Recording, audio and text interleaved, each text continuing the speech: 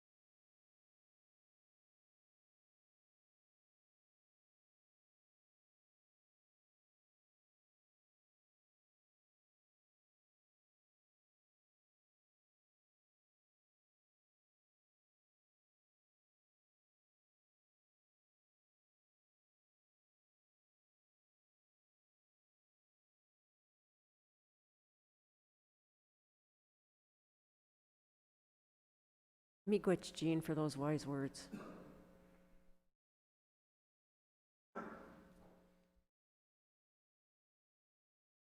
Okay, with that, we'll call the meeting to order. Roll call, please. Here. Here. Here. Here.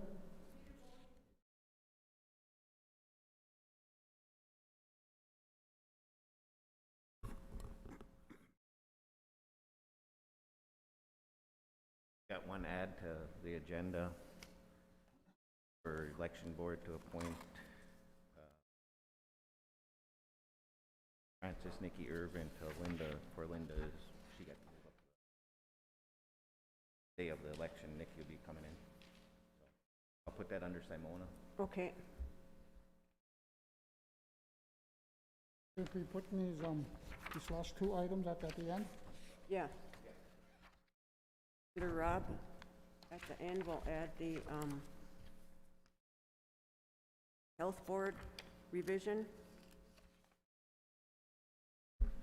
resolution.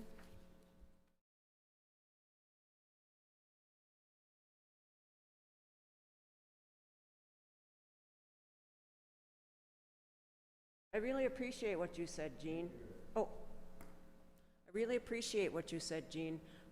For those of us that, myself included and others, I believe, out there, a lot of us weren't taught the culture. Our parents didn't teach it. So the words that you say to me are very, reach the heart, because I want to learn the culture, I want to learn the language, but it just, I wasn't taught it. So the words that you say to me are very wise, and thank you for that, miigwech, because being raised off the reservation is totally different than being raised on the reservation. But now that I've been here for, oh my God, over 30 plus years, 35 years, I've learned a lot. But I know I have a lot more to learn, so miigwech for that. I think that, you know, one thing is that myself and my kids and my Auntie Karen is that we, I think it was like last week, she had a ceremony, she had a spiritual dream, and she had a ceremony, small ceremony, and she called me over, I think that was not this past Tuesday, but the Tuesday before. She called me over to her house and wanted me to go put a spirit dish out down by the lake for her, so that's what I did. You know, and she explained what it was for and all that, so that's what I did, you know, and myself, I still do that once in a while. I'll go put that, a spirit dish down by the lake, down by Albert's Landing. For the past couple of years, I've put a blanket and some offerings, big itchy gun, down by the lakes. When I walked out in the woods, like they used to do a long time ago. No, I don't recall anybody doing that. And I kept trying to bring that up. You know, we need to do this. And it's like, you know what? I need to do this. So that's what I did. Last summer, I think it was, I took a blanket out by the lake down there and put it down by the lake with some offerings, like they used to do a long time ago. And I'm planning to do that again sometime this week, if not, maybe this weekend. You know, go put a blanket out and some offerings and tobacco and stuff all across the lake. You know, I'm trying to keep our traditions alive and do what we can.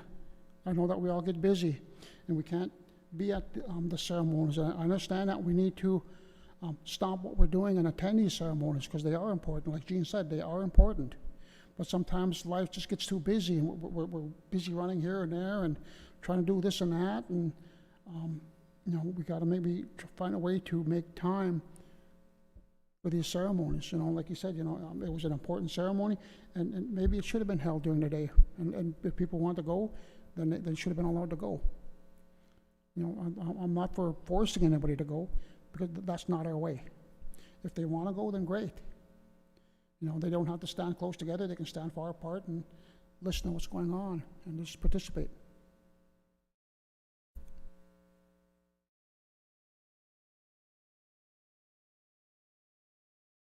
Yeah, I think sorry.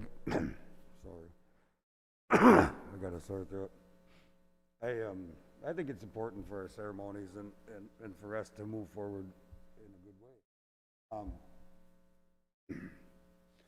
Sorry, I got a sore throat. I mean to scare anybody, but I think it's important for us to do our ceremonies and follow through. I agree with Shane. I think we should have them during the day, maybe important ceremonies. I agree with Kathy. You know, a lot of the band members that grew up from after the boarding school era, where families taught that, or were taught that it's a different world today than what they grew up in, and need to adjust and adapt to the society we live in. These are words that come from my dad. Grew up in a house where I grew up with my uncles were medicine men.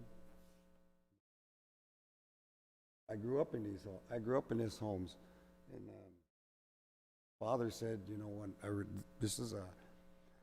I still remember the words. He said, you know, it's a different society we're living in today. You need to go forward and learn to live in their world.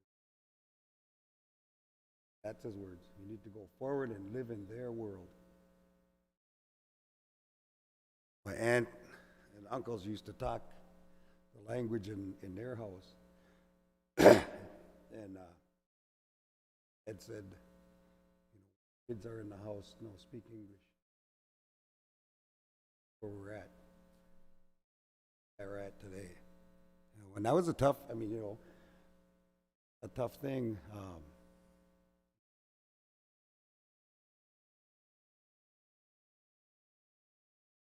But I do believe that being an Anishinaabe, it's language in our culture is important. You know, I understand what Shane's saying. It's a different. It's, you know, the ceremonies were going on up here. I had to be in the cities for my son's service. And I've spent time with him because he might be getting deployed. My boys are real important to me. Getting up there in age to where good to think this way, but it is. I'm getting up there in age where I need to spend more time with them. Avoid them. Younger and stuff, I worked a lot and was never home. Different things, but I realized I need to spend more time with them.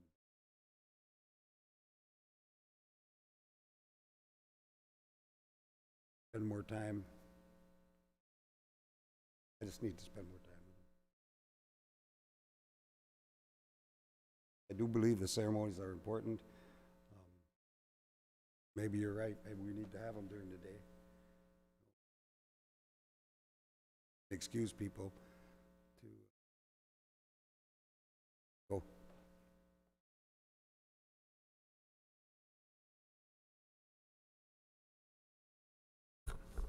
Yeah, no, I really believe in the culture and what you bring to our reservation here, and the teachings that you bring to each and every one of us.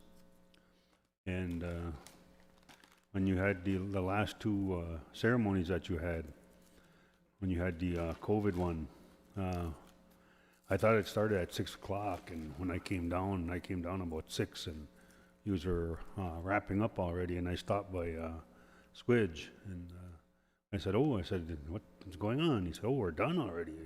What time did you start? He said, 4. Oh, I thought I was supposed to start at 6, but I had the wrong times, and but I was, you know, my intention was to be there for that ceremony.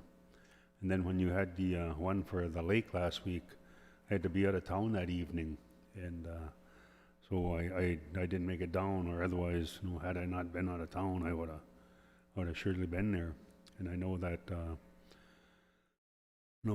every time in the past when I talk with you and you tell me that we need the baguette gun and the traditional, the ceremonial dish, I always make sure that that those items are there.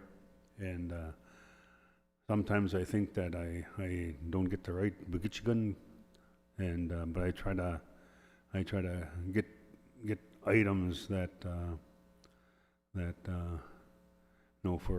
for the little children. I try to find a toy or a small toy for them, because there was little ones that were here, many that passed away when they were small, and so I always try to get the gifts that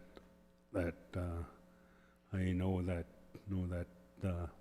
people used to use when they were living, and I know that the ceremonies have a lot of meaning. They have a lot of like, I know we didn't really have the powwow this year, and it was for the beginning of the new seasons with all the animals that were having babies, and the maple sugaring that was starting, and everything was beginning a new life. And I know that was I know you were really hurt that we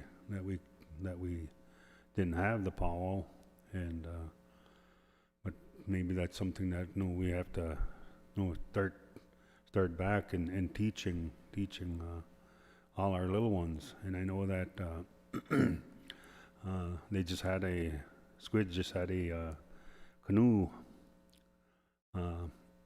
program down at the lake just on Monday, and his intentions were to teach the little ones how to handle themselves in a canoe, and his intention was to let them learn so they could get out in the fall to harvest wild rice, and to let those young ones, the young men that want to go out and learn to harvest and get ducks for eating.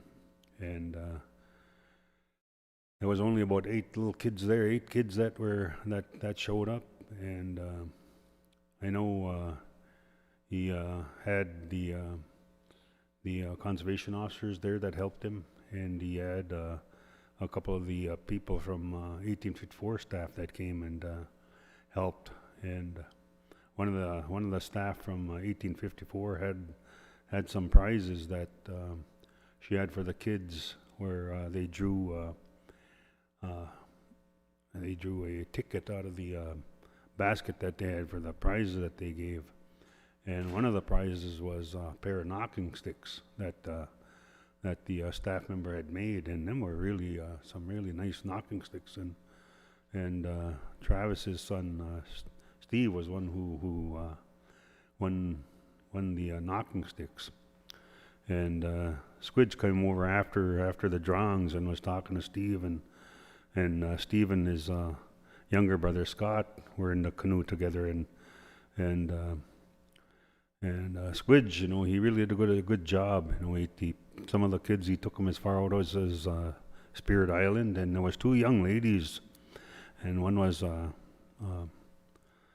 the daughter of Nikki and Robbie, and the other one was the daughter of Elena and Jason Sherman. And those 2 little girls were out in a boat by themselves, and they really enjoyed it. They paddled quite a ways out there, and they went in the boat 2 times, and they took 2 rides, and they went out as between the Spirit Island and Girls Landing, and those little girls did a really good job, and they both wanted to steer the canoe. And first time they went out, Maya was in the back of the canoe, and then the second time the other little girl, Elena's little daughter, was in the back, and they did a really good job. And that was really good to see. Karen Drift was there and said a few words and talked about the lake and talked about the wild rice, talked about the ducks, and how to offer the tobacco for everything that you do before you go out and do something, like whether it's gathering wild rice or to duck hunt, or even to just to go and pray by the lake once in a while and just put your tobacco in and ask for good things. And that was a teaching that she taught those young kids that were there. And I thought that was really good. And like I said, the intention of the canoe lesson was to let them learn how to handle a canoe, how to be in a canoe, and what the canoe meant to be on this lake here at Nett Lake here, how to harvest all the wild rice and do duck hunt. And I thought that was really, really nice. And I know he has one set for over in Vermilion, and but it would be nice if maybe the Vermilion kids could come over here to experience the lake here at Nett Lake. I'm not sure if a lot of the kids from Vermilion have ever been over here to Nett Lake, and to see the village and to see what the lake looks like, and especially now with all the rice that's on the lake now, just to see all that green rice that's out there that's growing, and let them see it themselves. And but again, I think we have to get back to the way of the teachings of our cultural ways. And I know that when I was growing up, kind of going off what Chief was talking about, my grandmother Angeline and my grandpa John used to talk in our language, and it always seemed like when I would come around, like they would kind of like stop talking, and so the same thing with my mother and my dad. They knew how to talk, but they didn't talk a lot in the house, and so it almost was like we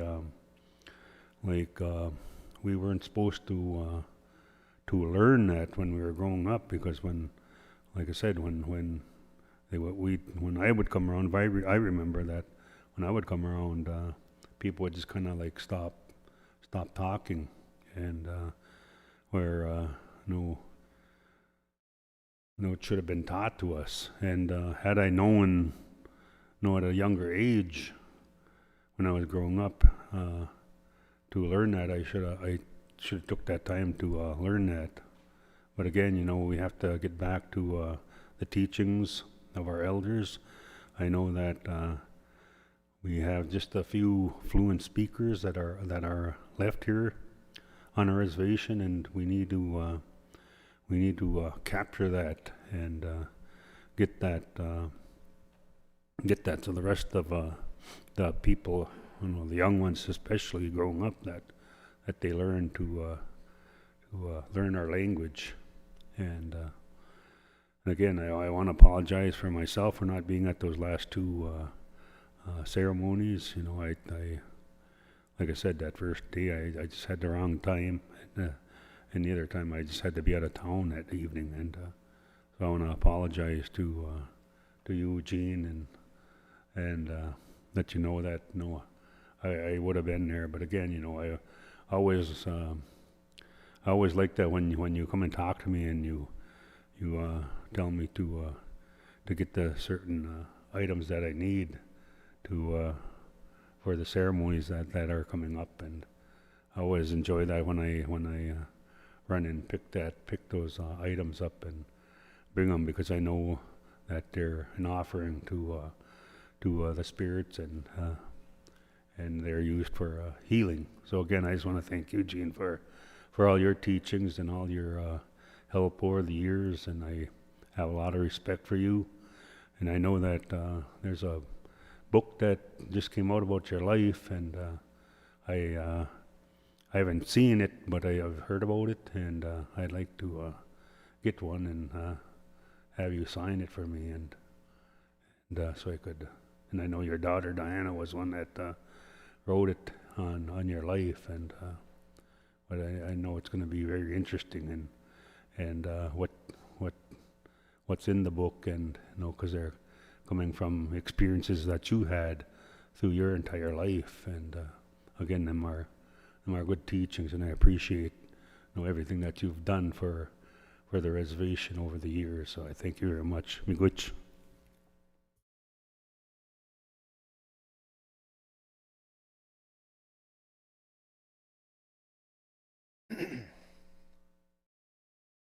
Kind of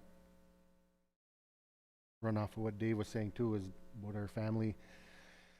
I believe the boarding schools worked on our family, and when it come to teaching the traditions and the culture, we kind of missed out on that. And we were taught how to hunt, taught how to fish, some of the trapping, did the gathering of rice and sugar bushing.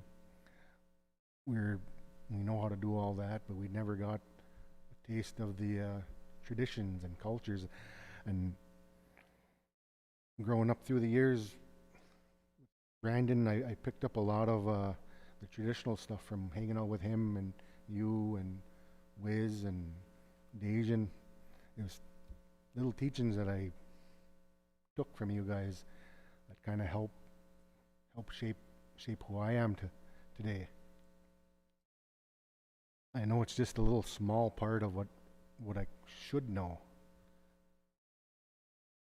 And as a tribal leader now, I know we're really lacking in our culture. And we've been talking upstairs about how can we bring this back, because I know in the past probably 3-4 years, 5 years, it's kind of slowly diminished even more. So we're talking about trying to bring this back somehow and get more young people involved in pushing this on, because I know you as our spiritual advisors is starting to slow down a little more, and it's a kind of a demanding job to try teach everyone all these teachings and stuff and do all the ceremonies. So I want to keep this going, actually restart it so we can start, so we don't lose anything more. Because I like sitting down at the ceremonies. I can't make it all the time because sometimes we got to leave town and do other things. Because I made it to the spring ceremony, and there wasn't that many people there. I think most of us were there, and a handful of other people, community members. I was hoping to see a few more people, but we were all distanced out pretty good. I didn't make it to the lake ceremony because we were down in the cities.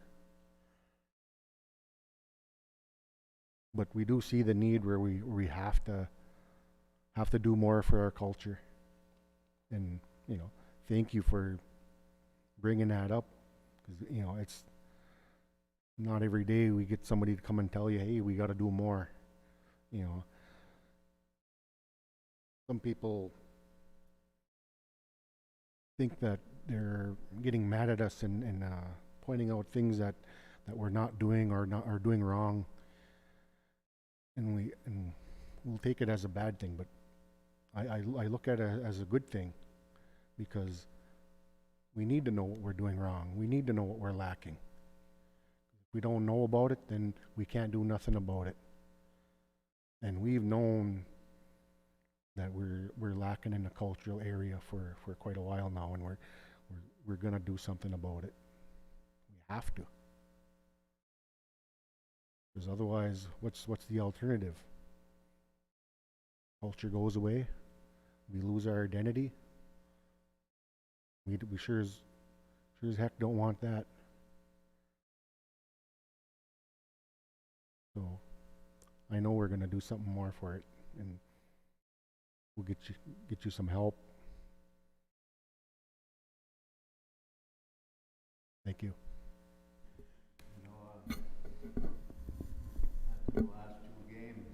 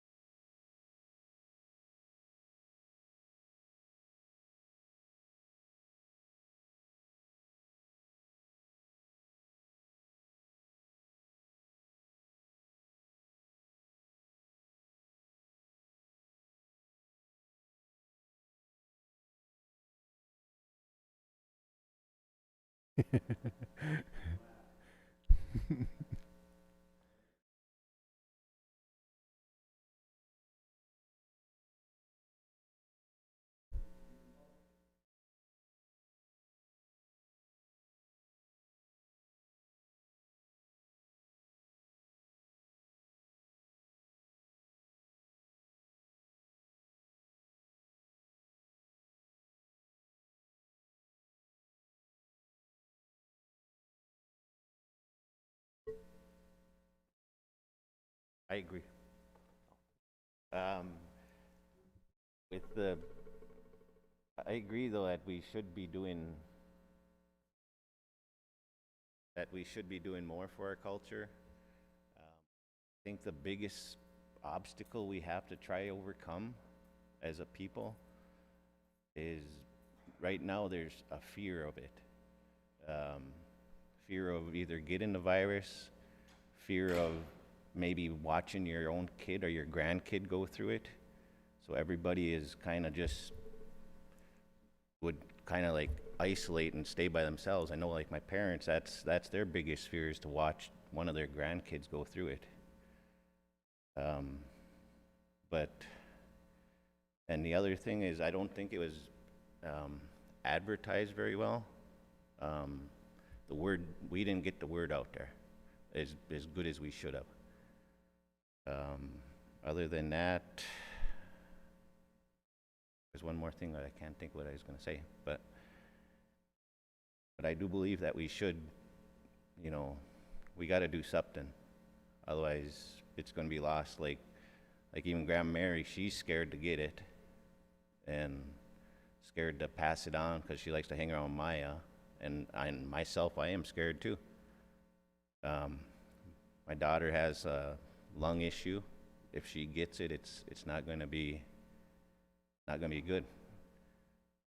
So that's my thought, but I agree we got to do more.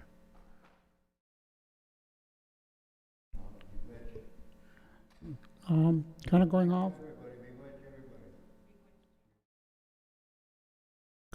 what Robbie talked about. I remember my grandma as a young boy, when she would have her ceremonies for the lake, she would either do it herself or have my Uncle Lester do it or somebody do it, go give tobacco out to the elders, requesting them to come to the house for the ceremony. And I remember watching her do that. And then once that request was made, and then when that person accepted that tobacco, they were obligated to come to the ceremony. And then she'd spend time and she'd have that ceremony like in the evening times. I remember that. There'd be people sitting around in the living room. Then she'd have like a blanket out on a floor, and she'd have her pipe and stuff by her, and she'd have a little dish there, and then they would make up. She'd do the ceremony and stuff, and then pass around the food and stuff. Then she'd have a spirit dish made, and she'd have somebody go down and go put it by the lake.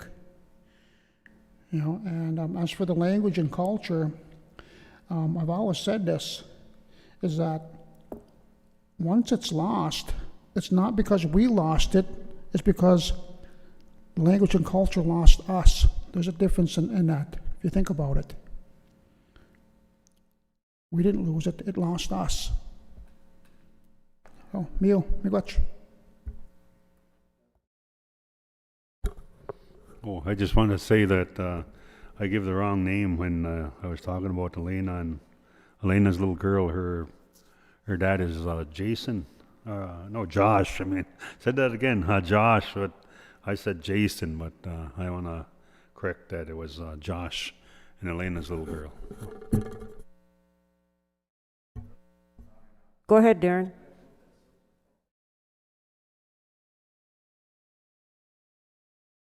No, they can't hear you. You have to go over here. Yeah.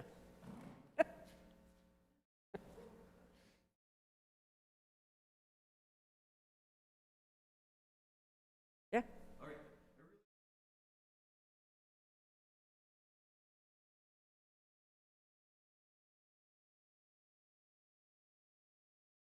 It's a green button.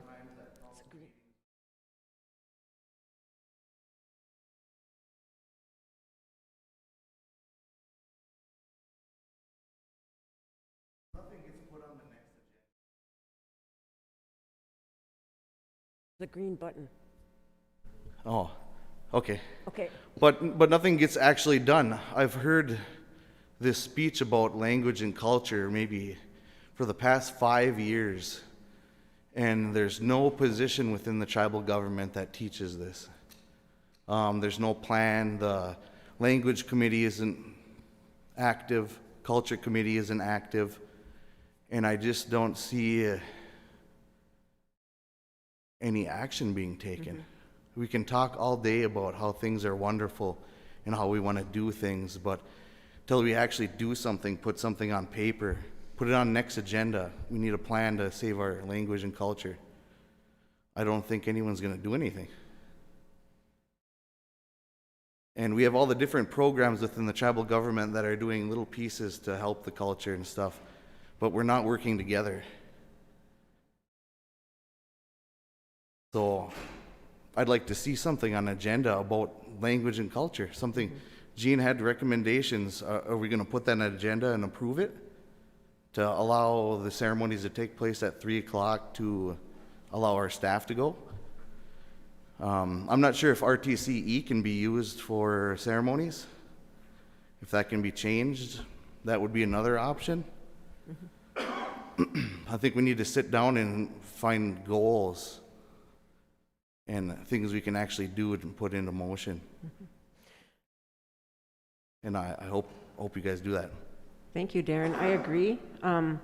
Part of our problem is with the culture committee and even our own powwow committees. People don't want to participate. And how do we get our people to participate? Oh, you can't hear me, Jane? Okay. Part of the problem we have is like our culture committee. When we have our culture committee is now kind of defunct because nobody wants to participate. Our powwow committee, right now we do have individuals delegated for each part, like we have Tracy and Muriel and Vermilion and Adrian here with Chaz and some others.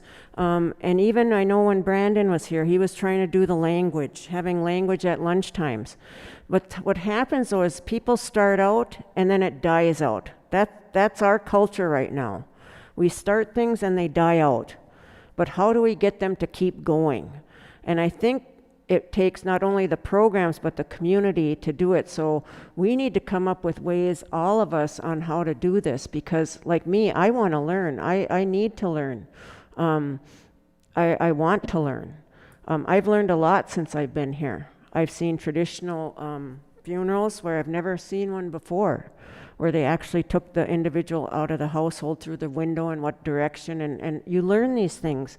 But there are also those that are afraid to sometimes ask because they don't want to be disrespectful. They don't know how to ask. They don't know when to offer tobacco, but these are good teachings that we can do. And I think, Darren, you bring up a good point. How do we make them continue? How do we make them survive? How do we keep going in the way we are? I had an opportunity to go to a tribal state relations training down at the Lower Sioux Reservation. And what it is where state employees are required to attend this training to learn about tribes, so they know who we are and where we came from. And the laws are brought in from the past about the how they tried to, or how they are still trying to basically get rid of us. With blood quantum, that was an issue. We're Anishinaabe. We shouldn't have blood quantums. But what happened was there was a lady there that used to work for Governor Governor Dayton, and her tribe called her back because they wanted her to teach the language to the children. And she spoke at that training. All she spoke was Dakota. She did not speak one word of English the whole time she was doing an exercise with these individuals. And she had papers like this and was talking to two non-Indians about these papers in Dakota. And then she grabbed something to write with. And they couldn't understand her. They didn't know what she was saying. So she was saying, you know? Basically what she was trying to tell them is sign this. That's what our people went through when we did the treaties. We were told to sign these things. We didn't understand what the English language was. We only knew our language. And so when I saw that, on the flip side, it's like, oh my God, that's what that means. Our language, how important it is to us. That's who we are. The boarding school era, same thing. We were tortured and brainwashed to not do our culture and language. How do we get that back? We need to teach our kids the language because they're the ones that are growing up, and it needs to be in a manner where I was talking with a lady from Mille Lacs a couple weeks ago. If we keep teaching our kids the language the way we are, word by word, it'll take 1,000 years to learn our language in full, to be fluent. We need to think outside the box and do it differently. We need our fluent speakers to have a classroom with 2 or 3 students where all they do is learn the language, where all they do is learn the culture. Because our fluent speakers are pretty soon, they're going to be not here. The Creator's going to call them back. And then who do we have? We need to teach our kids our language and our culture. We all need to learn our language and our culture piece by piece.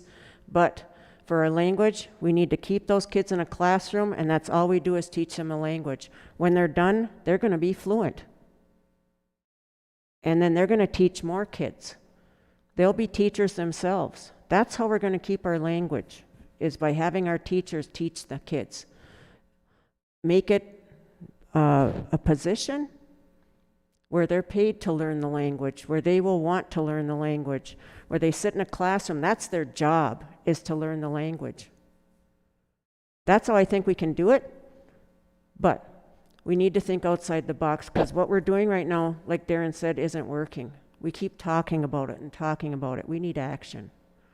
So really, Jean, Chi Miigwech for being honest with us, because that's what we need. Go ahead, sir.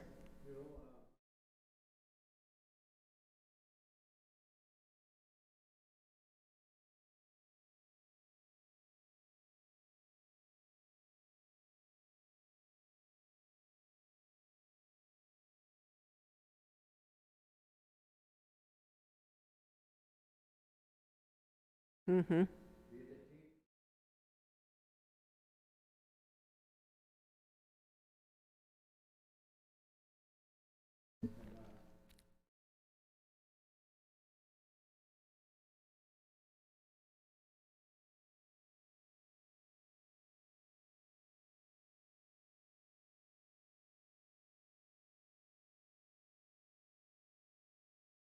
Mm-hmm.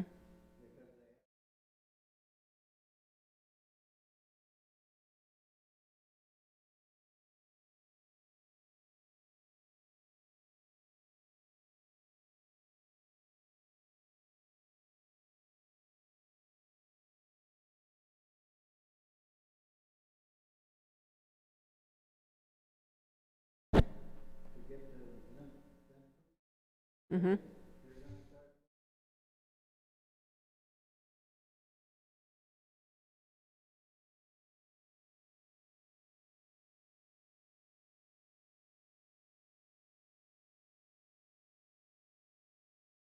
Mm-hmm.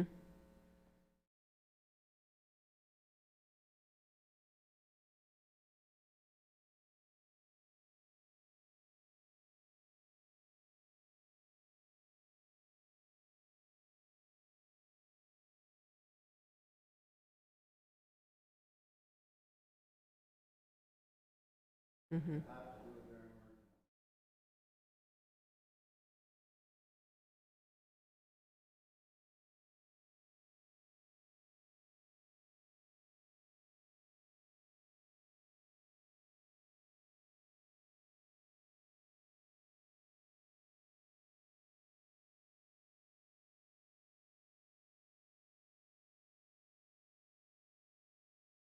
Mm.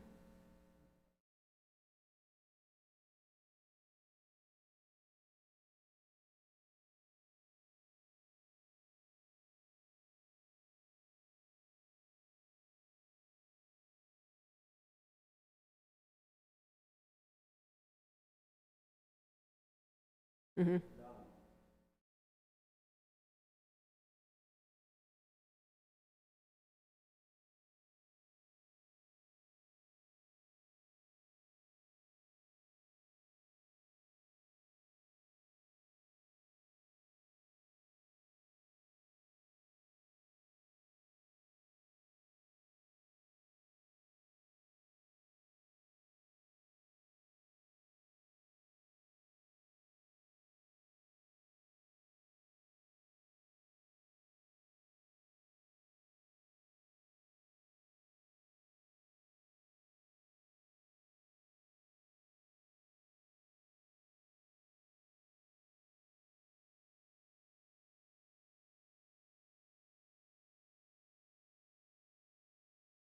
Mm-hmm.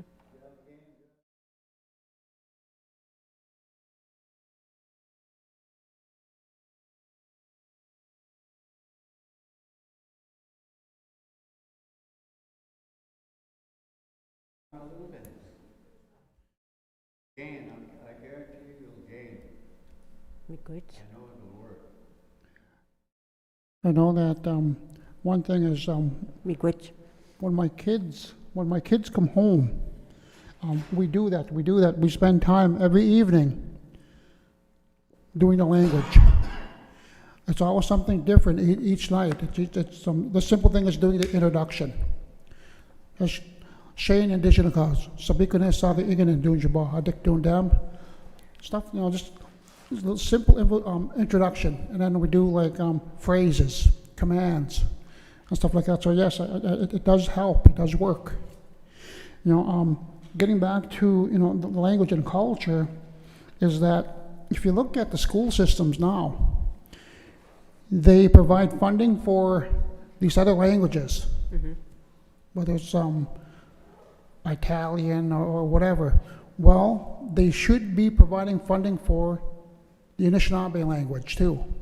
And I know that we have a conference call meeting on Friday with the Department of the Education, and that's one of the things I'm going to bring up, is that they should make this a requirement that they set aside funding for the schools to provide the native languages. And that's something that we as a tribe should be pushing for. Now, on the flip side, I remember there was last week, we were talking about the language and culture, and that there was some monies, I can't remember where it was from, but there was something for language and culture, and I think we should pursue that funding. And then, like we were talking about before, is create an apprentice program. What we're doing isn't working, like we always say that. What we're doing isn't working, so let's create an apprentice program, put them in there for a year. Once they're done, they move on. Somebody else comes in. Something, we got to do something different. Oh, Neil? Barb? What I wanted to say is, our culture isn't just our language. No. You have to. Is it on? It's on. Okay. You have to have it within your heart in order to, embrace, the teachings.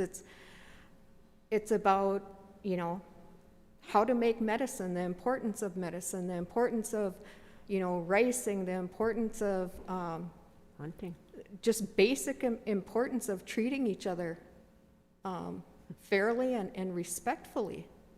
And one of the things that I personally worry about is that I see a downward spiral, that there's not faith and hope within our own people. And I've seen it over and over again. And one of the things that I was taught by my dad is that you have to have faith and hope in your own people in order for anything in our communities to go right. And, right now, we don't even have an elders committee anymore. I think that needs to be put back into place, because those are the people that are responsible for teaching us, for, giving us direction, not only giving the tribal council direction, but the community in general. There's a lot of pieces that are missing, the importance of the drum, the importance of ceremonies, the importance of regalia. What does that mean? So I think that, you need to have it in the forefront, not just sit around and talk about it. It needs to become, a higher priority. If the tribal government is going to be involved in it, then make it a high priority, because that's who we are as a people. And if you don't believe in us as a people, then, maybe you shouldn't be on tribal council. But it has to happen.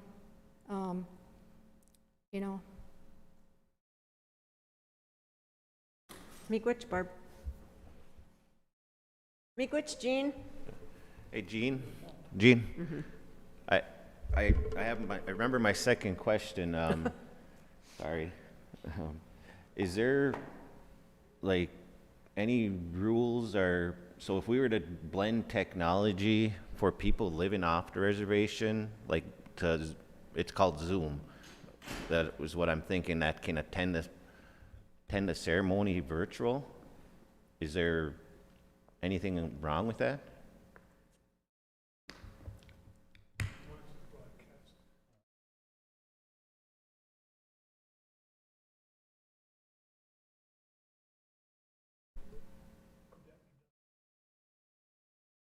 Okay.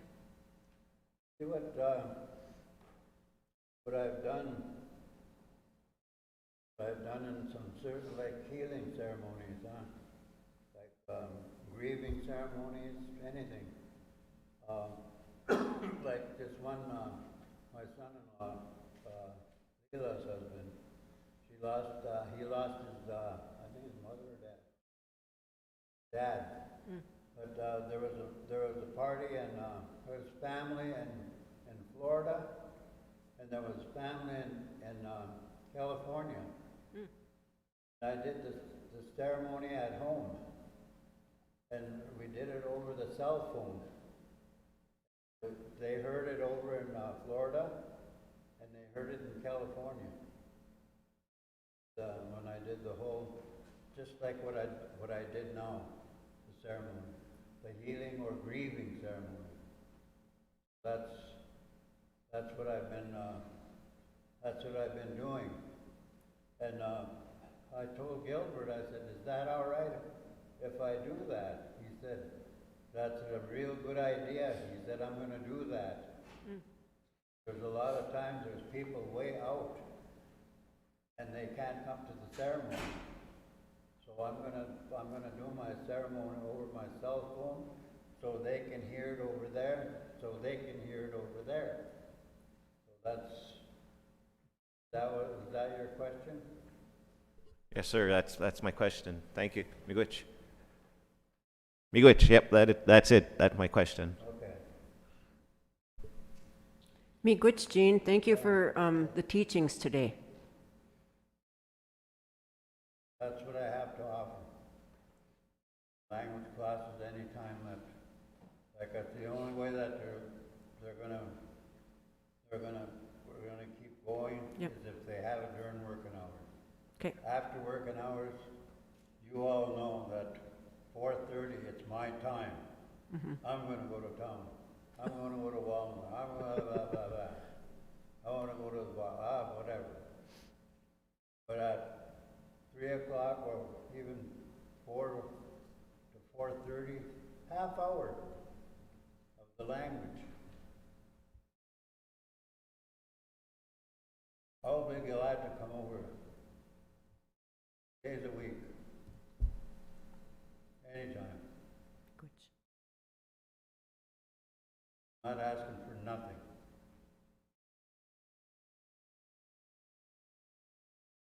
Miigwech, Jean. But I'll be glad to help. You, Thank you for listening, and I appreciate all your input and output. Miigwech, Jean. Yeah. Okay. We need a motion to approve the agenda. Oh, I thought we were gonna adjourn. We need any other additions to the agenda? If not, I'll call for a motion to approve the agenda with those 2 additions. Moved by Chief, is there a second? Second. Second by Shane. All in favor signify by saying aye. Aye. Opposed? Silent? Motion carried. Hold on.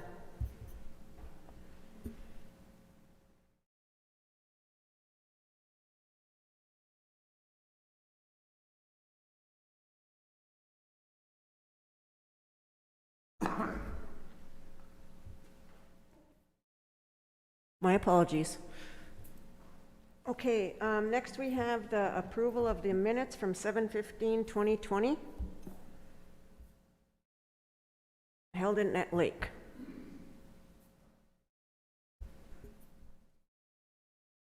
Oop. I have a couple of things on page 5. Page 5 of the minutes.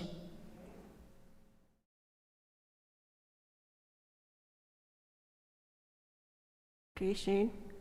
Okay, and if you take that in the middle of the page, the big paragraph, where it talks about the difference between this. Now, this is regarding leases. Yes. I must point that out. This is regarding leases. Difference between a termination and a cancellation is the Bois Tribal Council can terminate without notification. I think that to make the process even more fair is that we should notify the leasee ahead of time that the council is going to be terminating his or her lease at the next council meeting or whenever. So, and also that it goes on to say, see where's that at now? The reason there are terminations going forward is there are people that need additional land to make improvements to their residential places. I kind of disagree. I disagree with that. That shouldn't be the reason for a cancellation or termination. If somebody else wants more land, that doesn't seem right to me. I just want to point that out. Well, that's all I have. Okay, thank you, Shane, for those comments.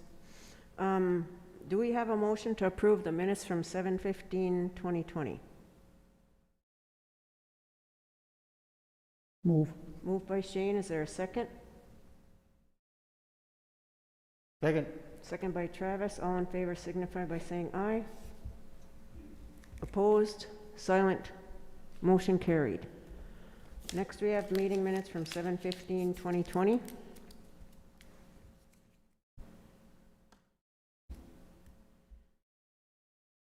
Do we have a motion to approve those meeting minutes? Move. Moved by Travis, is there a second?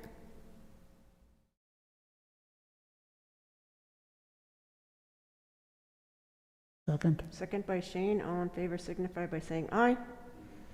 Opposed? Silent? Motion carried. Introduction of new staff? Oh, sorry, Rob. Oh, no, you're good, you're good. I do believe we have one out there. That's a new staff.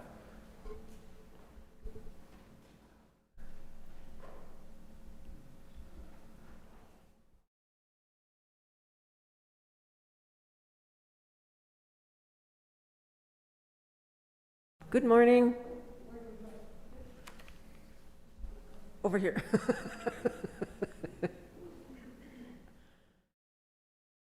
Good morning, Angela. Good morning. Good morning. Can you hear me?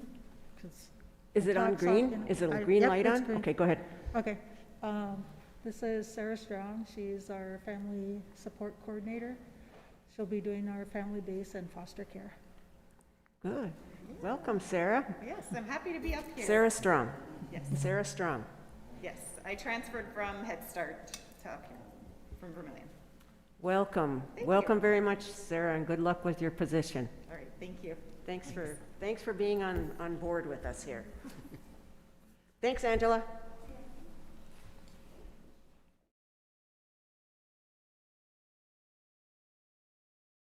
Okay. Next, we have the consent agenda. On the consent agenda is moved Ed Villebrun to the General Election Board Chair position and Stan Day to the General Election Board Teller position. Appointed Linda Shykes to the General Election Board alternate position with Ray Villebrun Jr. as alternate if Linda declines. And next is approve the request from Joel Astleford to sole source a bus wash from TAM Buildings in the amount of $334,562. Do we have a motion to approve the consent agenda? Do you have some comments, Shane? Oh, you moved? Move. Okay, moved by Shane. Is there a second? Second. Second by Dave. All in favor signify by saying aye. Aye. Opposed? Silent? Motion carried.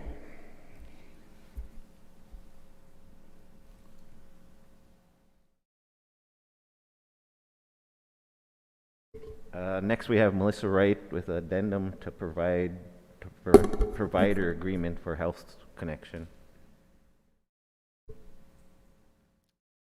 Good morning, Melissa. I'll direct people.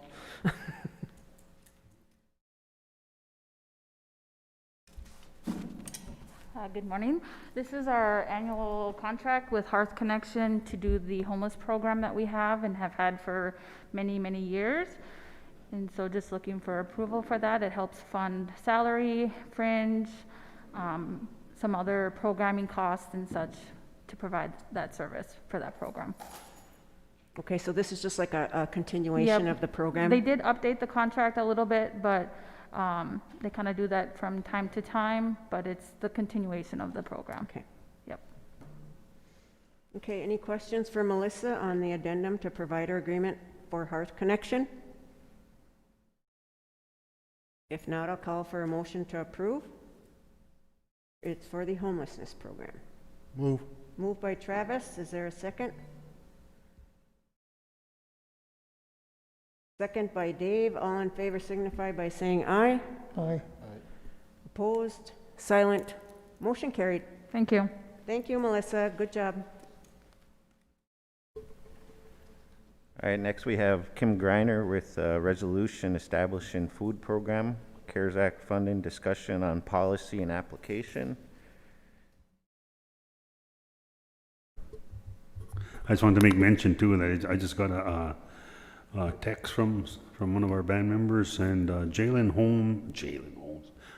Strong puts on a language class over Zoom and has a number of band members who have taken the class. He's currently trying to organize a meeting for all programs involved in cultural programs to come together to plan and work together. He has his education is in culture, so we do have one of our staff members that is out there trying to teach the language. So Good. I just want to Thank make you. that noted. Thank you, Dave. I have a question on that. Does Jalen have it on the website? If not, we'll make sure it gets I on the suppose website. maybe we should put that on. Maybe that's what you can do, Rob. Maybe get a hold of him and get it put on the website so maybe more people can join or whatever. So Yeah, I'll take care of that. Okay, good. Hi, Kim. Good morning. Good morning. So I have the food programs from the CARES Act funding resolution. As you know, we got the money in, and then the tribal council did a process to decide which projects that staff came up with. And the two urban offices came up with food programs. And so since it's a direct assistance program, to document the need and have all the paperwork in place for when we get reviews or question. The very first step is to have the resolution. So before you is the resolution to establish the need and the food programs out of the CARES Act funding. And this is the same process we did with the coronavirus assistance program. So the first thing is to have, to approve or to vote on the resolution. And then there are 2 draft policies, one for the Duluth Urban Office, and they have different programs for each of them because their needs are different and their availability of space is the biggest thing. And so there's 2 drafts of those. This stuff was sent to Wendy and Jackie, and the policy and the application itself, I'm not seeking approval on, Just but the it's for resolutions? just the resolution. Okay, Because there's a little bit more tweaking on the drafts. Wendy did get back because she had a few questions. I will have to catch up with Jackie, but that's, that can be done Got it. in a poll once we finalize the applications and get the process going, so they can get going on their programs and help people. okay. And Kim, when you mentioned the urban offices, so this, it looks like this resolution, which I can read, covers off reservation anywhere, correct? Yeah. Okay, That's what, and so if we come up with another program, we have the food program basically in line. Yep. And then we just have to do the policy part. do the so policies this for how we're gonna do it. Yeah, Okay, but these 2 had specific ideas to do theirs, so we're getting that going so they can get their assistance out. okay. I'll just read, it's a very lengthy resolution, it's like 3-4 pages. Okay, I'll just go here, I'll read this part here. Whereas in order to maximize the economic benefit to eligible band members through food assistance under the program, the RTC desires to structure the program in such a way that financial assistance provided is deemed an Indian general welfare benefit under the General Welfare Exclusion Act, 26 U.S.C. 139E, that is excluded from gross income under federal law.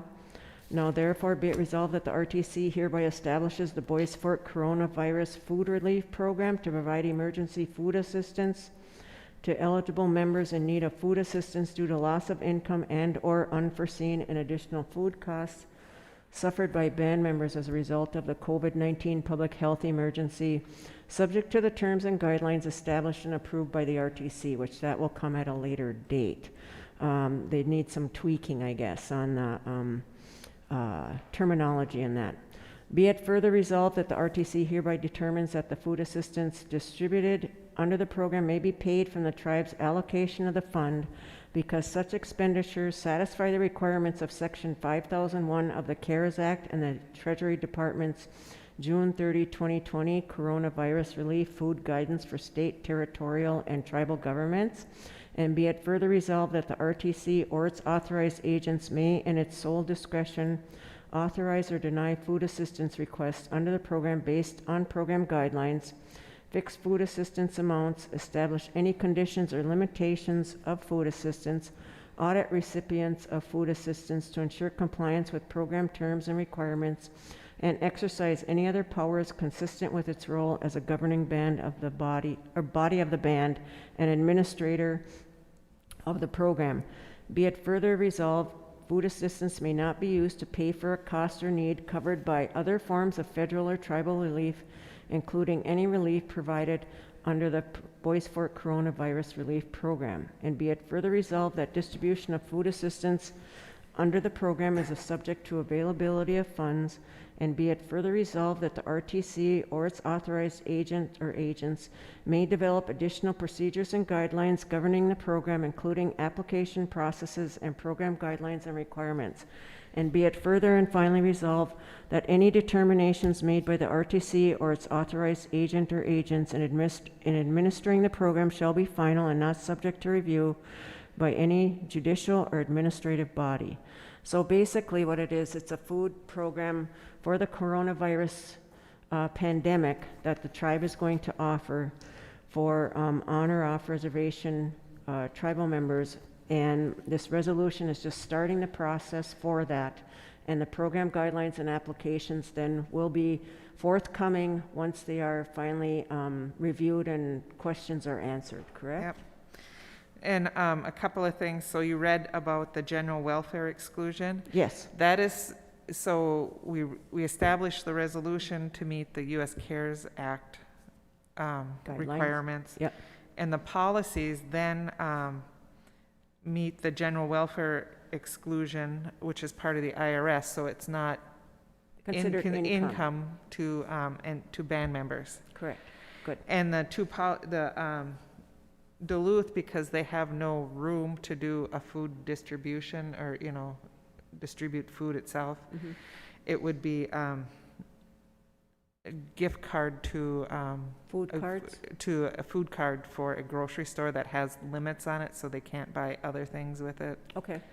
other than food. And the Twin Cities area is Jackie's doing a actual Okay. gonna make food boxes to distribute. Okay. So there's a lot of work to go in them yet. Okay. We're still working on the policy and the application, so those will be Uh-huh. hopefully done. Do we have an idea, Kim, when? I will have to call them. I plan to call them Okay. this afternoon to talk to them to see what we need to do. My time is kind of limited Yeah. this week and next week, so I'm trying to get most of this done so they can get their stuff going. Okay. Do we have a motion to approve just the resolution establishing the food program under the CARES Act funding? Move. Moved by Shane, is there a second? Second. Second by Travis, all in favor signify by saying aye. Opposed, silent, motion carried. Once the policy and applications are done, we'll make sure we get that information out as soon as possible Yeah. on the website or however, through the urban offices and however we may have Yeah. to. And Jackie's going to have a specific date that she would do her distributions. Okay. So it'll be, it'll be different. Okay. Okay. Okay. The second item I have is, under the CARES Act funding, is to get what's called pay at the tables for Fortune Bay, and the council had approved this in the general, when we did our projects. Mhm. And this is to limit social interaction, but there's some stuff here, and maybe I can explain it as like, there's some kind of machine they put on the table and you pay with your credit card, so people aren't wandering around as much at the restaurants. Okay. I think like if you've been to Applebee's, have them, Oh, okay. Yeah, something That's what I was just similar. gonna say, like Yeah. Applebee's. That's what I'm envisioning it is. I haven't seen a picture of it. But we need a sole source request. These are federal funds. And if you want a sole source from grants, you're supposed to go to the funding agency Mhm. if there's certain criteria aren't met. Right. But this one, because it's the only company that works with their current software, Oh, okay. so it has to be a sole source. But we're documenting all this stuff extra careful for Okay. the CARES Act funding. And we cannot pay all of the costs because some of it is a service agreement for a year. We can pay for the service agreement Up to December 30th. Okay. And I've emailed Jenna and that. So once we get this approved, I can let Alex know at Fortune Bay that we'll be doing a purchase order, and then he can contact the company and get it ordered, because we're administering all funds through here. Okay. Any questions for Kim on that? It's called the pay at table, sole source, pay at table. It's the Yes, I got a question. Now it says that we pay up to 12/30, then who's gonna pay after that? Are we gonna continue this after that, or we're just gonna let it go? No, Fortune Bay would have to pay, because there's ongoing cost. If you look, yes, there will be an ongoing cost. So I figured, I thought I had it written out, but we can pay the $1,382.50 out of the $3,318 software maintenance. And so the software maintenance on that system would be $3,318, and going forward, Fortune Bay would have to pay those and continue that. And then there's also a transaction fee for every time you swipe a card. You know, Fortune Bay has to pay that. I think it would be a good idea to check with Fortune Bay to make sure that they're able to absorb this cost, because as you know, we're only at half capacity with our casino, if that. I'd hate to see, I think we should just double check with them, just make sure that they're Yeah. able to do it. I did email Jenna and told her that we could, and she said that was fine. When I can reword it again and ask her if Okay. you wish. Okay. Any other questions for Kim on the pay it table for Fortune Bay out of the CARES Act funding? And that total amount is $31,804.23 out of the CARES Act. If not, I'll call for a motion to approve the request to sole source with, hold on, Agilicis and Infogenesis Visual One.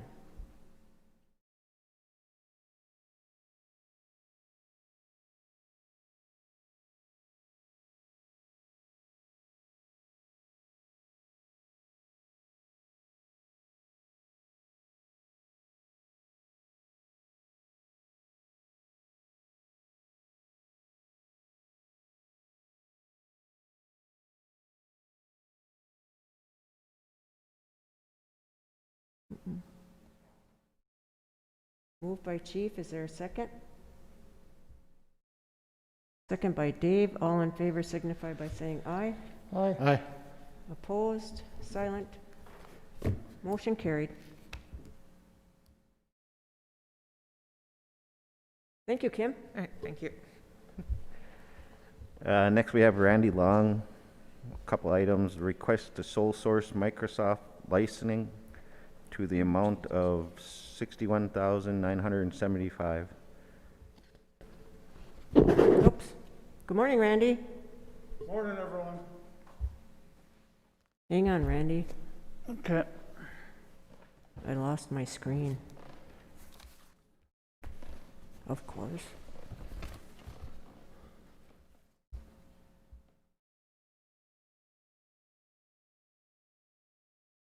Okay, go ahead, Randy.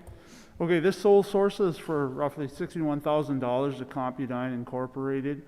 It's for Microsoft Office 365 licensing. Microsoft has a price fix on all of its licensing, therefore no vendor can deviate from that price. That's why I'm here to request a sole source. This project will be paid out of the COVID funding as well.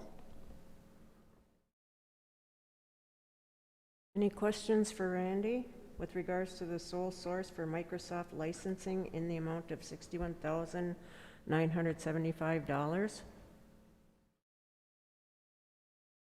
If not, I'll call for a motion to approve the sole source request.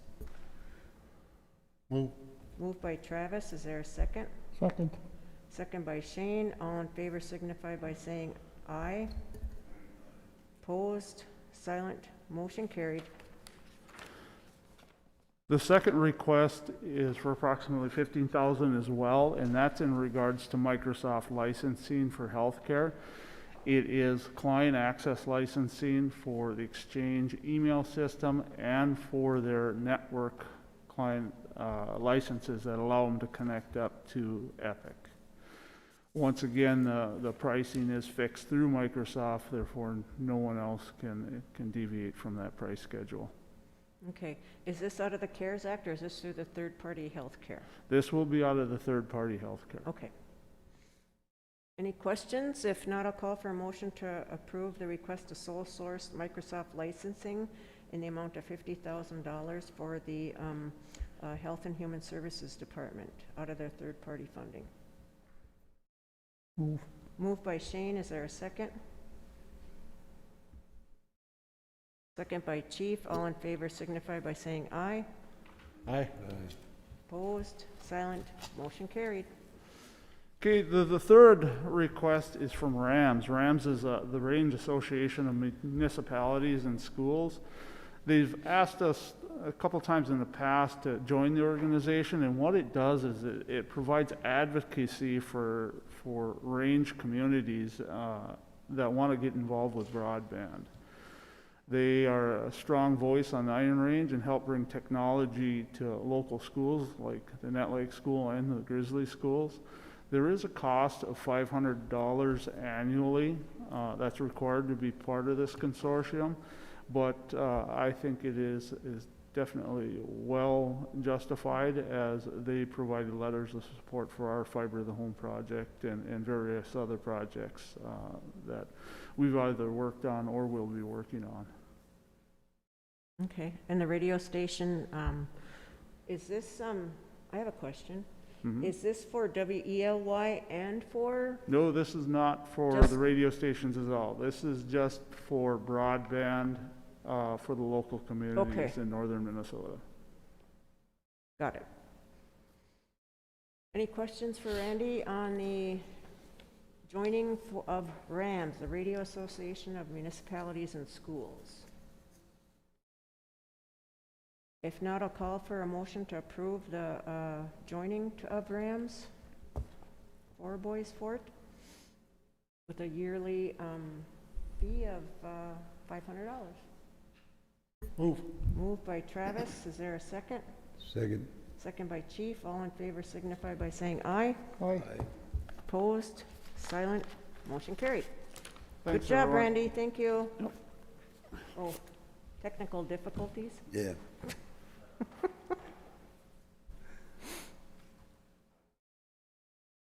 All right, next we got Terry Morrison with agreement for St. Louis County to coordinate housing for homeless COVID-positive patients that live on the reservation. Good morning, Terry. Bonjour, good morning. So this agreement is only for band members that identify themselves as homeless and they present at our clinic. Then we would contact St. Louis County, and St. Louis County has contracted with the old Coates Hotel and to have a room. We would still provide essential services there. Okay. It's just the actual hotel. They already have all the agreements with the hotel and the cleaning companies and the laundry. So we are just piggybacking on their contracts. So then they will bill us the amounts that they're paying. Okay. So we would just reimburse them. Okay, and that would come out of our COVID funding? Yes. Yep, Okay. I have a grant for that. No, that's okay. Terry, I have a question. Yep. Our tiny homes project is also for isolation. So once those get in place, we could utilize those as well for if any patients are positive for COVID? Yes, correct. Okay. Good. At So- least we have a process in place, especially for our homeless population. If they present at the clinic off reservation, then St. Louis County would facilitate that. Okay, gotcha. Any questions for Terry on the agreement with St. Louis County to coordinate housing for homeless COVID-positive patients that live on the reservation in Nett Lake and Vermilion? If no questions, I'll call for a motion to approve the agreement. Move. Moved by Shane. Is there a second? Got a quick question. Oh, go ahead. It says June 1st, 2020 to August 30th? Yeah, I know. I talked to them. I'm like, so we're signing it just to get in place to be done? So, yeah. Is that going to be extended or? I will ask them. Okay. So we've been working on the agreement for 2 months. So between the two entities, the legal department, it takes a while. Oh, okay. So, So things should be worked out so we could just do a renewal? Yep. Contract? Okay. That was my question. Okay. So, yeah, You second? second. Seconded by Chief. All in favor signify by saying aye. Aye. Opposed? Silent? Motion carried. Good job, Terry. miigwech. Thank you. Miigwech. Ouch, my things are... Okay, next we got Barb Brodeen with 6 Lease and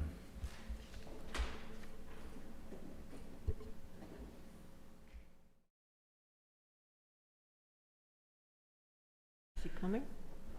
Okay. Morning, Barb.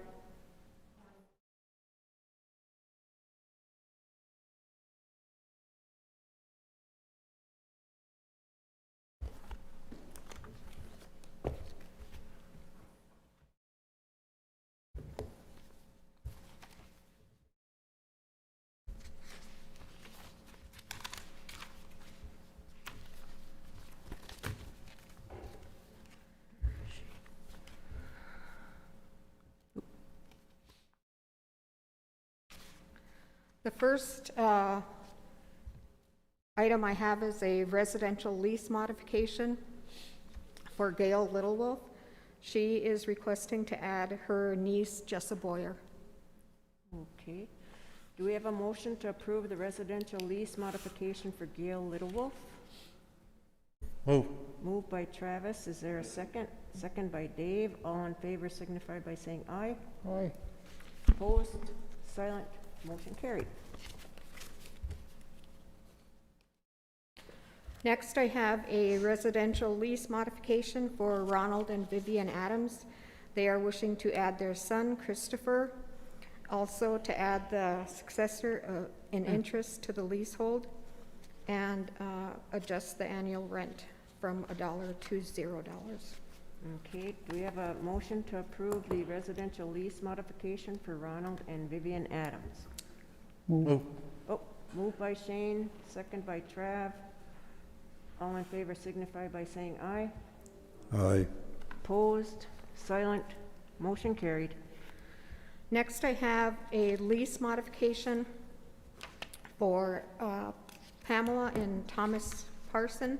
They are wishing to add their son, David Parson, add the successor in interest to leasehold, and adjust the annual rental rate from $1 to $0. Okay, do we have a motion to approve the lease modification for Pamela and Thomas Parson? Move. Moved by Chief, is there a second? Second by Dave. All in favor signify by saying aye. Aye. Opposed? Silent? Motion carried. Next, I have a renewal of a residential lease for Carl Hedlund Jr. and Daniel Parson. Okay, do we have a motion to approve the renewal of recreational lease for Carl Hedlund Jr. and Danielle Parson? Move. Moved by Shane. Is there a second?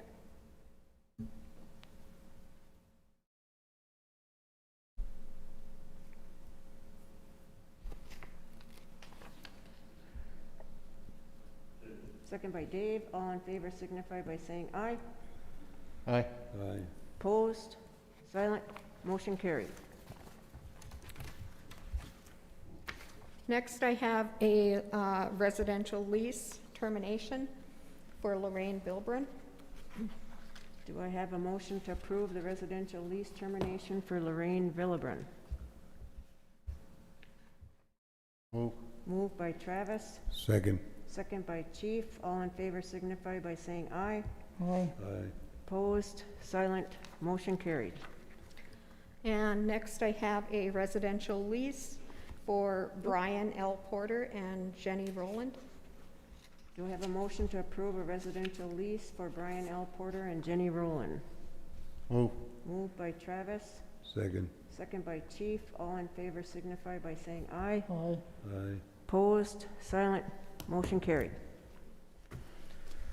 Okay, I just want to say something about, I think earlier during the meeting minute session, Shane had a comment about terminating leases. And basically, when the people sign the lease document, it is considered a contract. And within our lease document, there is a section 10 on lease violations. And also there's a section 16, construction of improvements. And then we also have a termination clause that the tribal council, being the governing body, can terminate leases without notifying. And the people, when they sign the lease, they are agreeing to that. So, I mean, I have no problem notifying people, but my understanding was, from the couple of meetings that we had, was that I was to go ahead and start terminating or canceling the leases that where people were not in compliance, such as abandoning their property. We have quite a bit of that. And also people not complying to building a permanent structure within a 2-year period. So I just wanted to make that part clear that, you know, it's, we are following the contract of the lease. So, and then Shane, you had something else? When a lease is going to be canceled or terminated, it shouldn't go to somebody that's next to them. It should go to another band member. People shouldn't be owning 2 leases or more or whatever. It should go to another band member. Yeah, the reason for the termination or cancellation would be non-compliance with the contract. So, Okay. okay. All right, thank you, Barb. Oh, Darren, you gotta talk in the mic.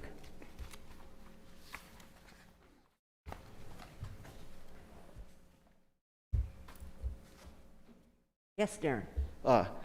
Remember my question that last time I asked, like, why it wasn't being done for so long? I think it would be fair, instead of all of a sudden canceling and terminating all the leases, because you haven't followed the rules in the past, should be some kind of grace period. You know, people are just all of a sudden their lease is terminated. Well, you know, it's been 10 years. I never had anything on the property. No one said anything. And then all of a sudden terminated. What if they're going to start building next month and you terminate their lease?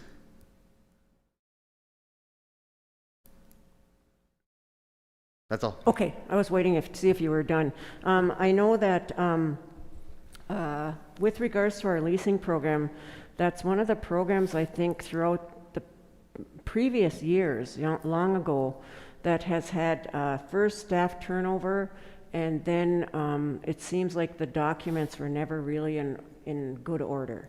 And I'm talking about past years, long ago, probably before you were born. But anyway, when our leasing people get into their positions, it's a very complicated program because you're dealing with the Bureau of Indian Affairs. So I think what's happened in the past, and this is just my personal opinion, is that a lot of people just thought, well, nothing's going to be done, you know. So I think that's what you're talking about, is because it's been so long, why haven't they been dealt with? Well, you know, there's things that need to be cleaned up or fixed and brought to compliance, and that's what we've asked Barb to do. But I agree with what you say. What if they have a plan on, because we have a lot of lots that people aren't using that are clear or need clearing or whatever, so they could become homeowners and have a nice lot. So go ahead, Barb, I'm sorry. Yeah, I mean, I have no problem with if we followed the cancellation rule, you know, then we would notify them, and they would have anywhere from 30 to 45 days to respond.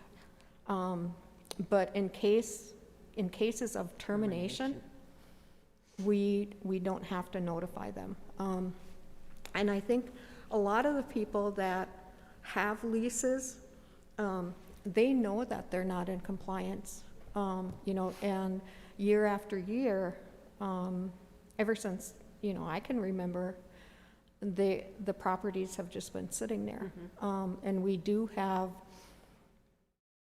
people on our waiting list that are waiting for the lots. I've had a significant increase in lease applications within the last 2 months.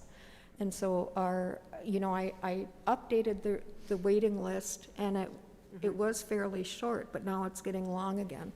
And so, and right now, after looking at the lots, we really only have one decent lot that I can offer somebody. And I'm in the process of, I've been in contact with them, but I'm in the process of drafting a letter up and offering that lease.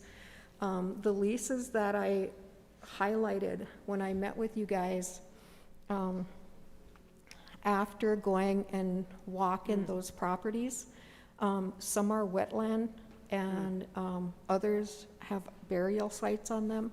And so those will be coming back to you and asking that we not lease those out. And so really right now, I only have one decent lot that I'm going to be offering to the first person on the waiting list. In Vermilion? In Vermilion. And so, in Indian Point, we don't have any lots that are available. I'm looking at one right now, and I was actually going to bring forward some terminations this time, but because of what happened last time, I am holding off on those until I can give the people the notice that the tribal council wants. But in reviewing the policies in this 25 CFR, we are going to be updating the policies, and we are going to be following the 25 CFR to the T. I did have a very long conference call yesterday with the Office of Special Trustees, and our forms need to be updated as well. And so I did indicate to them that that would be part of the process. Good. And so I'm currently trying to work on the policies as I can, as my time allows. Summertime for me is extremely busy because a lot of people come up during the weekends, and that's when I have to meet with them. So, but I'm hoping to get those policies written up within the next couple months. I did email WICO quite a while ago, because when I first started this job, there were 3 different sets of policies. And so I emailed her to ask her if I could get which ones were approved, which policy was approved by the tribal council, because in order for us for Bois Forte to have their own policy, it needs to be approved by the tribal council. And she is doing research on that right now. And so I've been trying to follow all 3 of them, but they're all different. So it's best if we just start from scratch. And like I said last time, I did speak with 2 of the attorneys, and I'll be writing the majority of the policy, and then I'll send it to them, and they can add whatever they feel needs to be added. Good. So. Sounds good, Barb. I know another issue that leasing has is the surveying. Yes. That's a huge issue, especially in Vermilion, even in the village here. If some of the lots were incorrectly surveyed, and so that poses a problem too. Mm-hmm. And I did find where years ago there was a proposal to resurvey the lots, and it was going to cost almost $500,000 for all the lots to be resurveyed. Yeah. And that was a long time ago. Yeah, and I don't have any money in my budget for surveying, so, but within the last month, I've been working with 4 people over in Vermilion and one person up here that, you know, the lots really need to be surveyed, but, you know, we're trying to figure out how to pay for them. Yeah. And in the past, the leaseholder apparently paid for the survey. I have 3 lot leaseholders on lots that are side by side, and right now they're trying to come up with the money for all 3 of them. You know, they're kind of pooling their money together. The only other thing that I could think of is there is some money set aside for land sales, and it's not, you know, it's not a significant amount, but depending on how much the surveys cost, you know, we might want to discuss that.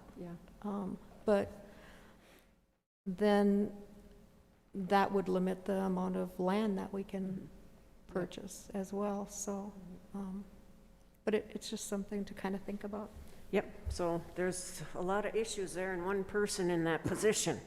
So it'd be nice if we had more dollars for staffing and our own surveyor.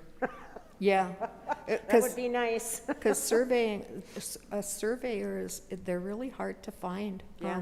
They're all busy all the time, and so that's one area I think that I wish somebody would go to school for, and you know. I agree. You know, if it would help us tremendously if we had our own engineer who also had the certification to survey, because we tend to. We need them all the time. Yeah, yep. That person would be busy all the time. And even contracting out, they could do that also Right. with anybody else, because like you said, they're very hard to find. Yeah, and a lot of other bands don't have a surveyor on staff, and so we could actually, like you said, we could contract that person out. Yeah. So hint out there, young people. But yeah, it would be very helpful. The surveying is huge. Thanks, Barb, for the update. Thank you.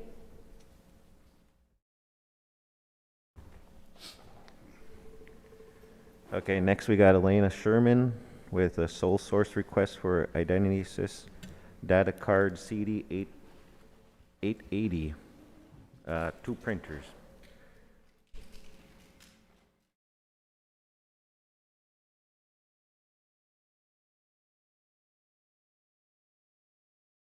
Hi, Elena. Yep. Oh, hi, Kim. Hi, Simona.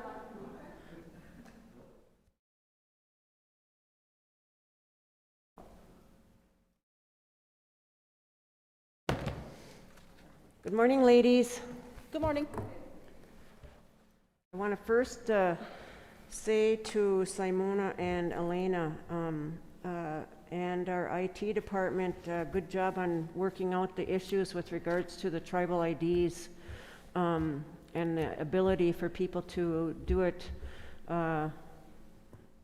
through the internet rather than in person. So great job there for doing that. Thanks. So this brings us to this. Yes, so I am asking for sole source for, originally I put 2 printers, but I'm just asking for 1. So the printers we have now are roughly about 5 to 7 years old, or 5 to 6 years old, and they no longer make those printers. Okay. And then starting in October, they will no longer make the parts for them, so we can't get them fixed. And currently, 1 is broke down. Okay. So I'm working with 1 printer. So I submitted 2 quotes, one for 1 printer and then another one for 2 printers. So I'm just asking for the 1 right now. And that total is for $5,999.15. And so what it is, it's just a newer version of what we have now. So it's gonna do everything the same. Roughly the same type of supplies we'd be needing for this. Okay. And including in this, the purchasing of it would come with a warranty and the supplies, and then I added $100 shipping. Okay. It's just a rough amount because they didn't get me the shipping yet. Can we pay for this out of the CARES Act funding? No, that's why I'm here, because it has to come out of the RTC budget, because she has funds in her, or she doesn't have enough funds in there, but I have a small amount in the RTC general fund. That's why we're not going for 2. Okay. She'll have to put the request on for the next, no, it's not an eligible Okay. thing for the That CARES. was my question. Yep. Okay, but we're gonna have to get the one because the other one is gonna, if it breaks, we're gonna need a different Yeah, machine because if there's the no one that I'm parts. working with now breaks down, then we wouldn't be able to print IDs. Okay. So. And And then we also use the printers for tribal IDs, but then we also use them for like work IDs and. Okay, employee ID Yep. badges? Okay. Yep. Okay, any questions for Elena? I just have a suggestion, you know, once we get this machine, we should enroll it too. Okay, Shane. All right. Do we have a motion to approve the sole source request for, look at Simona, Identisys Data Card CD 880 printer in the amount of $5,995.15, correct? Yep. Second. Made by Chief, second by Shane. All in favor signify by saying aye. Aye. Opposed, silent, motion carried. There, we can get a new printer. Yay. Whoops, sorry. Thanks, Kim. Thank you. Thank you. Thank you, Elena. All right, next we got Simona Benner. 2 items. One is preparation plan for tribal offices revision and the election board. Good morning, Simona, again. Good morning. Okay, so they changed, the CDC changed their fever, like the amount of time to sit at home was 3 days or 72 hours. So we went based on those, and it's gonna change in the preparation plan on page 2. Okay. They still have to stay home for 10 days, but they have to be febrile for 24 hours without fever-reducing medicine. And then we took out respiratory symptoms and just put symptoms, improvement of symptoms. And we know that through our meeting the other day, that this changes constantly because they're learning more and more about it, and so that's why we're having to update this policy now to go with the CDC's new recommendations. Yes. Okay. And this is for staff? Yes, this is for our staff. Staff policy? Yep. Okay. Any questions on the preparation plan for tribal offices revision? If not, I'll call for a motion to approve that with those changes. Move. Moved by Travis. Is there a second? Second. Second by Shane. All in favor signify by saying aye. Opposed? Silent? Motion carried. Oh. Thank you. Election board. Oh, yep. I forgot She about really was trying to run out of here. So we moved Linda Shykes to the general election board from the district board, and we needed to replace her in the district board. So I had asked Nikki Irving to do it, and she agreed to do it.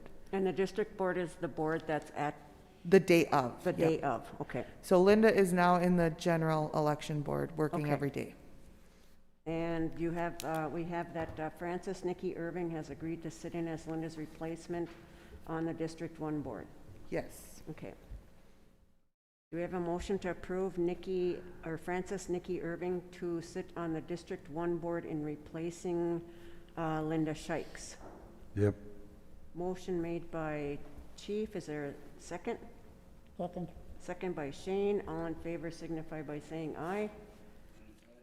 Opposed? Silent? Motion carried. Thank you. Thank you, Simona. Good job. Thanks. Next, we got Teresa Morrison, contract for footings and foundation for the tiny homes. Good morning, Teresa. Good morning. So this isn't so much the contract as I need an approval for the bid because of the amount. Oh, okay. Okay, so I sent that along and there was a note from Andy Datko, who's assisting me with this. And he had said that he had put out a request for bids and received 2 back. And he recommends MB Customs as the one that should be awarded the bid because of it adds waterproofing for ICF walls and insulated concrete floors for the crawl space in the amount of $109,787. Okay. It says they included insulated concrete form walls instead of treated wood. Right. That's good. Okay. Any questions for Teresa? Are you okay with the bid? Yeah, per Andy's recommendation? Yes. Okay. We have a motion to approve the bid for MB Customs Development for the tiny homes foundations. And this comes out of your COVID funding, correct? It would come directly out of that funding, yes. In the amount of $123,787 for 3 yeah. foundations.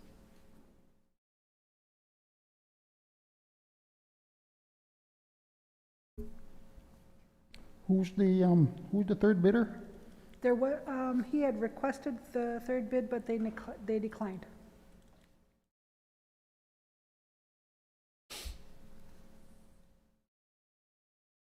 Actually, they didn't submit. Move. Moved by Travis. Is there a second? Second by Dave. All in favor signify by saying aye. Aye. Aye. Opposed? Silent? Motion carried. Miigwech. Miigwech, Trees. Well, old chief is gonna be, finally gonna have the Shire.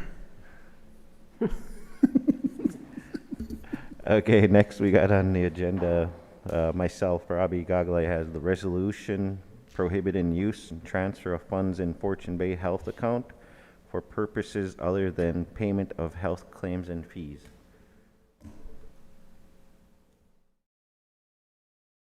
I know that this is basically in regards to when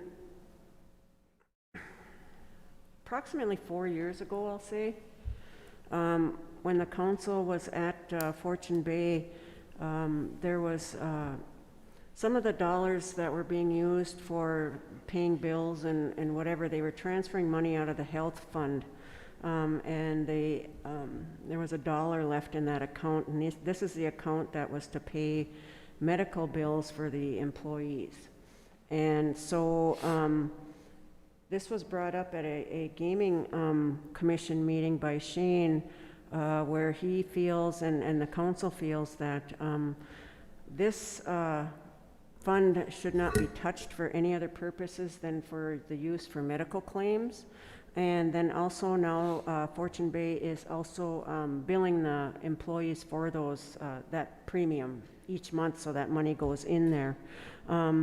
So basically, this resolution prohibits the use of the health account for any other use other than paying of claims, and also requires that all 5 council members need to vote in favor of if the funds are going to be dispersed at any time, that it's all 5, not by majority. Correct? Did I have that correct, Shane? Do you want to make a comment, or no? Did I explain it correctly? Okay. The resolution is that whereas the FBRC Fortune Bay Resort Casino offers and provides certain fringe benefits to eligible FBRC employees and their dependents, including but not limited to medical, dental, vision coverage through FBRC's self-insured health plan. I forgot to mention it was self-insured. Whereas in order to facilitate the operation and administration of the health plan, FBRC maintains a health account which is primarily used to cover expenses incurred from the FBRC self-insured health plan, including but not limited to paying for appropriate claims and fees. Whereas in order to ensure that the health account is properly capitalized so that health-related costs can be adequately covered, the RTC finds that it is necessary to put certain restrictions in place on use of the health account. Oh geez, something's in my way. Now therefore be it resolved that the Bois Forte Reservation Tribal Council adopts the following measures effective at the time this resolution is duly adopted. That the purpose, Section A, purpose and use of the account is to maintain the operation and administration of the plan. In furtherance of this purpose, the Fortune Bay Health Account may be used to pay the following expenses related to the operation and administration of the Fortune Bay Resort Casino Self-Insured Health Plan. The cost for medical, dental, and vision claims paid by the self-insured health plan, the fees associated with the self-insured health plan, including but not limited to third-party administrative fees and stop-loss insurance premiums, and any other expenses directly associated with or related to the operation and administration of Fortune Bay Resort Casino Self-Insured Health Plan. Section B is the prohibition on use and transfer of funds in the Fortune Bay Health Account. The use, payment, withdrawal, and/or attachment of funds in the Fortune Bay Health Account are restricted to the purpose and expenses stated in Section A. The use, payment, withdrawal, or attachment of funds in the Fortune Bay Health Account by any party, including the Reservation Tribal Council, for purposes or expenses other than those stated in Section A is not allowed unless such action is approved by an affirmative vote of all 5 members of the Reservation Tribal Council. Any questions or comments on this resolution? If not, I'll call for a motion to approve the resolution. Move. Moved by Shane. Is there a second? Second. Second by Travis. All in favor signify by saying aye. Aye. Opposed? Silent? Motion carried. Okay. Okay, next we have the Health and Human Services Board. The council asked for this resolution with regards to, on January 22nd, we adopted a resolution 63-2020 to establish the Bois Forte Health and Human Services Board to provide for the proper administration of the band's Health and Human Services Department, which gave certain RTC powers to the Health and Human Services Board. And so this resolution feels that the final approval for employee hiring should come back to the council. The council feels that they should have the authority to approve the hirings recommended by the board rather than the board have that authority. So this resolution, basically, I will read the now therefore it be resolved that the Reservation Tribal Council now adopts the following 2 amendments to the resolution number 63-2020. Section F3 is rescinded in its entirety and replaced with the following language. Recruit, evaluate, and recommend for the RTC's consideration and final approval those persons the RTC should employ or engage as independent contractors within HHS. The HHS board retains the power, authority, and responsibility to evaluate the performance of those persons the RTC hires as employees or engaged as independent contractors for HHS. Provided, however, that the HHS board shall recommend for the RTC's consideration and final approval the termination of an HHS employment or independent contractor relationship. Number 2 is section F7 is amending by inserting the following clause at the beginning of the provision.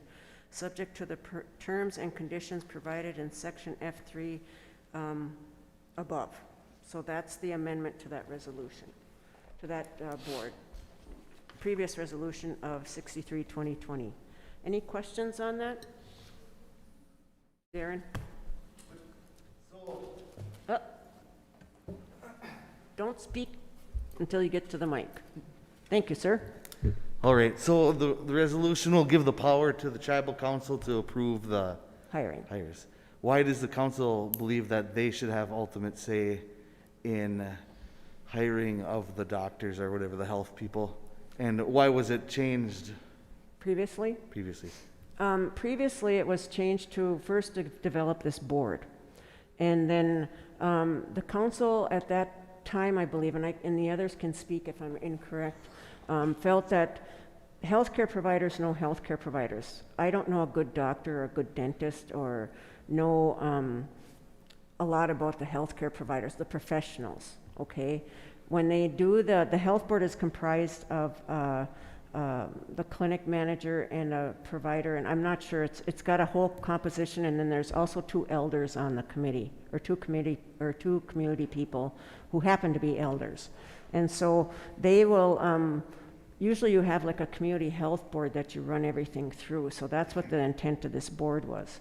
Well, then they wanted to have the, because it takes so long in the hiring process here and background checks and everything, they wanted to be sure to be able to get people on board right away, because we lose good providers because of the length of our hiring process.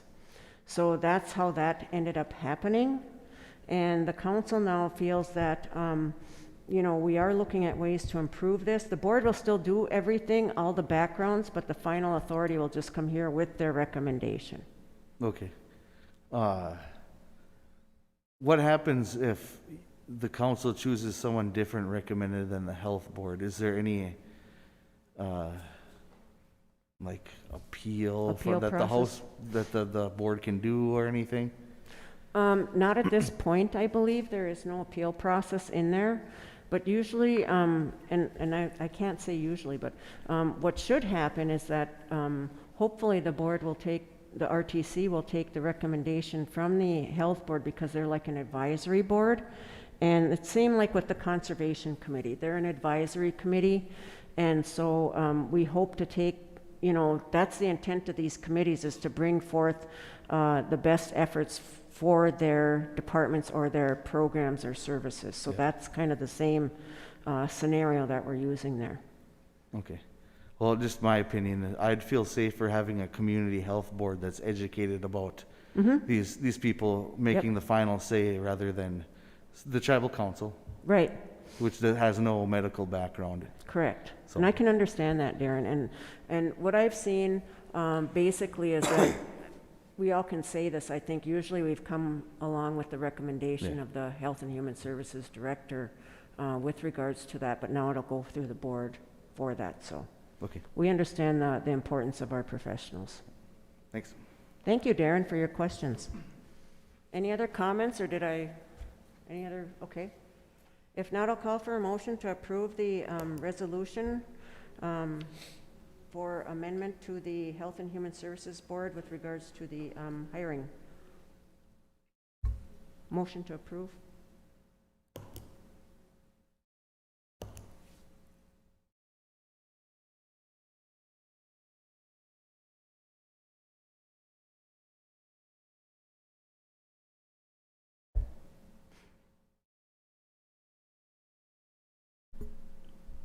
Move. Moved by Shane. Is there a second? Second. Second by Travis. All in favor signify by saying aye. Opposed? Silent? Motion carried. I want to thank everybody for watching the meeting today. I really want to thank Gene Goodsky for his comments and that he had for us and for everybody, I guess. And we don't look at it as what we're doing wrong. We're looking at how we can improve. And we know we need to improve in various areas, and this is an important one. And so I want to make sure that everybody is out there staying safe, using your masks, hand sanitizer, social distancing. There's an uptick in cases, and you know, we're very fortunate here. Other areas are not. So please be safe. We do care about our people, and we care about all people, so stay safe. Miigwech, and have a good day.